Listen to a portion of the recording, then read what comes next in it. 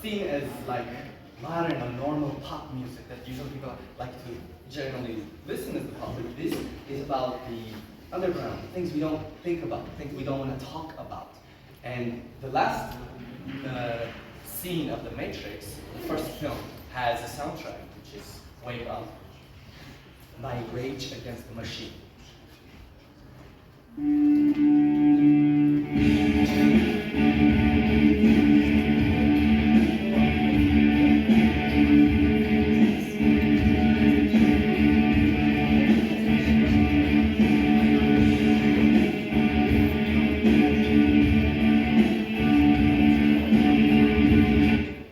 This song, or the songs in general, made in the fourth film of The Matrix, are generally incredibly powerful and very just dark with the lyrics. The main idea of the song by Rage Against the Machine is just American corrupt government, the inability for us to help specific minorities. And the film itself is about mankind fighting against a system, a corruption type of robot or government. And while The Matrix just does it, this film score is a lot more subtle. Maybe the entire soundtracks that are composed by the director, who is Don Davis,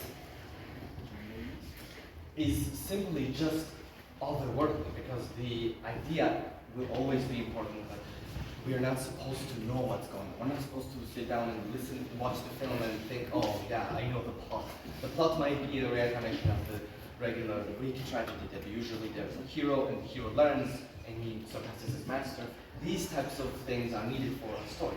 But why I chose it as to go with The Matrix is that its soundtrack, again, is about an ethereal world that you really have no grasp of, no understanding of. It's an unknown that you don't really have an ability to understand or ever be in.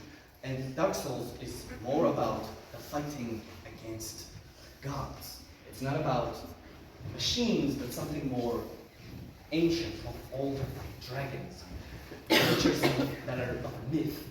And Dark Souls achieves this feeling of fighting a god by, again, the soundtrack being as incredible as the very essence of the game is this mechanics and the visual, as you can see, the visuals of it.